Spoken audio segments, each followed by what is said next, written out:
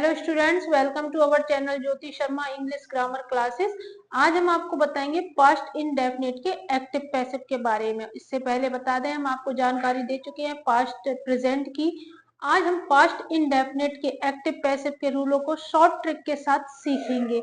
अगर आप इस चैनल पर नए हैं तो इसको लाइक और सब्सक्राइब करना ना भूलें। और आपको एक बात बता दें कि आप शुरू से अंत तक हमारे साथ जुड़े रहिए, ताकि आपको लास्ट में हम आपको जो शॉर्ट ट्रिक दे वो आप ले पाए और उनके थ्रू आप एक्टिव पैसिव को इजी बनाएं। क्योंकि हम अपने चैनल पे हमेशा ध्यान रखते हैं कि बच्चों को मजेदार तरीके से और इजी तरीके से इंग्लिश को सिखाएं। इसलिए आप शुरू से अंत तक हमारे साथ बने रहिए। तो बिना समय गवाए हम स्टार्ट करेंगे अपनी क्लास को। Now let start the class.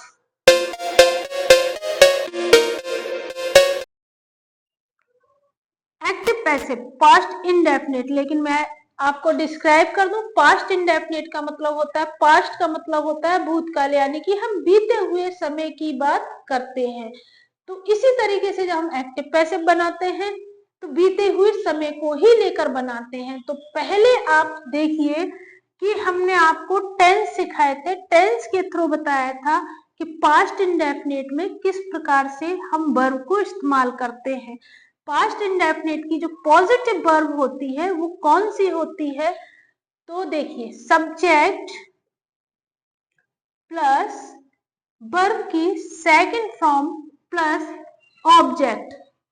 देखिए, आपको छोटी सी ट्रिक और बताती हूँ कि वर्ब की सेकंड फॉर्म और थर्ड फॉर्म अधिकतर इक्वल होती है, बस सेंटेंसों के रिगार्डिंग उनको चेंज करना होता है। इसका पैसिव जो रूल बनेगा, this one is active rule and passive rule object plus was या वर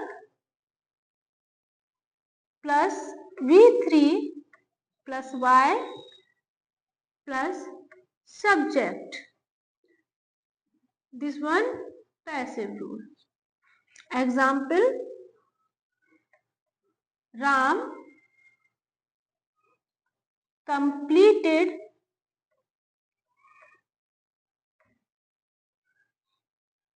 his work, यानी कि राम अपना काम खत्म कर दिया था, राम ने अपना काम खत्म कर दिया था। इधर से बनाएंगे हम इसको, his work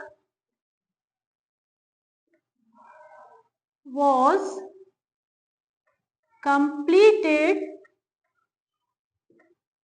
by राम। आपको मैंने पहले शो किया था कि सेकेंड फॉर्म और थर्ड फॉर्म अधिकतर इक्वल होती है। ध्यान रखिए, इक्वल होती है, लेकिन कुछ वर्ब्स होती हैं जो इक्वल नहीं होती है। फॉर एग्जाम्पल, गुड,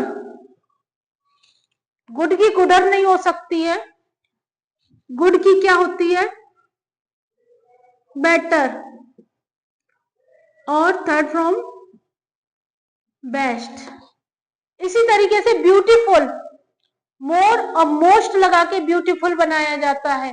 कई बार हम मिस्टेक क्या करते हैं कि वर्ब की सेकंड फॉर्म भी वही लगाते हैं, ब्यूटीफुल में भी जो है EST ER वगैरह जोड़ के उसको सेंटेंस को क्लियर कर देते हैं या ED लगा देते हैं। लेकिन ध्यान रखिए, कुछ वर्ब सिमिलर जरूर होती है, लेकिन जब सेकंड फॉर्म और थर्ड फॉर्म उनकी चेंज हो जाती है। Now next is negative. Subject plus did not plus V1 plus object, this active rule। देखिए, did not आया तो हमने इस्तेमाल किया बेस वर्ब को, यानी कि वर्ब की फर्स्ट फॉर्म को। ऑब्जेक्ट प्लस वॉज या were plus not plus V3 plus Y plus subject. This one passive. Example लिखती हूं, Ram did not complete his work. Ram ने अपना काम खत्म नहीं किया था या पूरा नहीं किया था। कैसे बनेगा? his work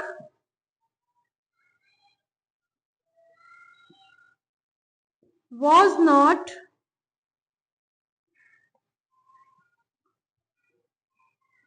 completed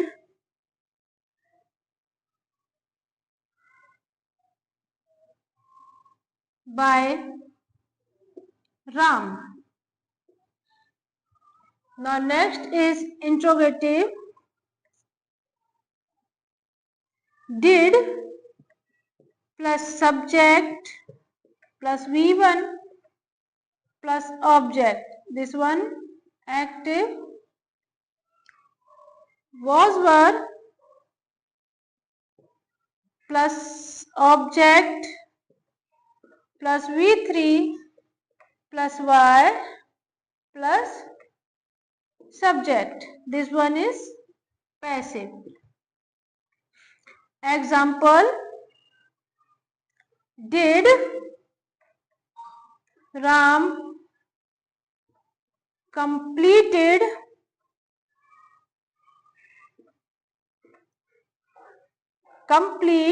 his work? कैसे बनेगा? Was his work completed by Ram? This rule of past indefinite active passive. देखिए, मैंने आपको पॉजिटिव, नेगेटिव एंड इंट्रोगेटिव तीनों की जानकारी दी और आपको बताया कि कुछ वर्ब सिमिलर होती हैं, कुछ डिफरेंट होती हैं, कुछ मतलब अलग होती हैं, लेकिन हम लोग कभी कभी कंफ्यूजन में उनको इक्वल बना देते हैं। जैसे गुड का बेटर, बेस्ट। इसी तरीके से अगर मान लीजिए ब्यूटीफुल होता, पहली चीज तो मैं आपको क्लियर कर दूं कि ये वर्ब नहीं होती हैं।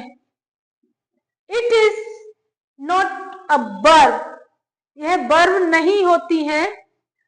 अगर वर्ब होती तो इनके वर्ब्स के रूल्स, फॉर्मूले सब इनमें होते। मैं आपको बता दूं, this is a adjective. Adjective होता है ये। और ब्यूटीफुल की वर्ब जब हम डिग्री में लेते हैं तब चेंज होती है, ना कि बेसिकली चेंज होती है।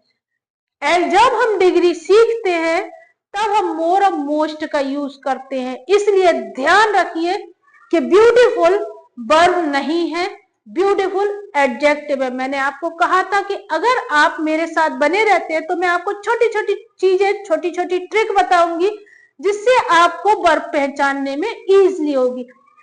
ध्यान रखिए, कभी कभी हम कंफ्यूज हो जाते हैं और कंफ्यूजन में जिसकी वर्ब नहीं होती है उसको भी वर्ब बना देते हैं। लेकिन याद रखिए, जब हम एक्टिव पैसिव बनाएं या सेंटेंस बनाएं या ग्रामर का कोई सा भी रूल पढ़ें तो ध्यान रखने वाली बात है कि बेस वर्ब क्या है। अगर बेस वर्ब है तो ऑब्वियसली इसकी सेकंड और थर्ड फॉर्म होगी। देखिए, अभी तक अगर आप देखें तो मैंने आपको कहीं भी ब्यूटीफुल को वर्ब नहीं बताया है। अगर ब्यूटीफुल को वर्ब बताती तो वो वर्ब नहीं होता। इसी प्रकार से गुड जो है, मैंने वर्ब नहीं बताया है, आपको बताया है, क्लियर किया है कि वर्ब नहीं एडजेक्टिव है। That is a adjective word, not a verb. इसलिए ध्यान रखिए और सेंटेंस बनाते समय वर्बों पर विशेष ध्यान दीजिए। अभी 12th के एग्जाम्स भी चल रहे हैं, 12th के स्टूडेंट्स को तो विशेष तौर से ध्यान देना चाहिए क्योंकि उनके लिए एक्टिव पैसिव बहुत जरूरी होते हैं। तो आगे हम इसी तरीके की जानकारी के लिए आपके पास आते रहेंगे। अगर आपको यह वीडियो हेल्पफुल लगता है तो लाइक, शेयर और सब्सक्राइब करना ना भूलें। तो हम आपको मिलेंगे नेक्स्ट पार्ट में इसी तरीके की शॉर्ट ट्रिक के साथ।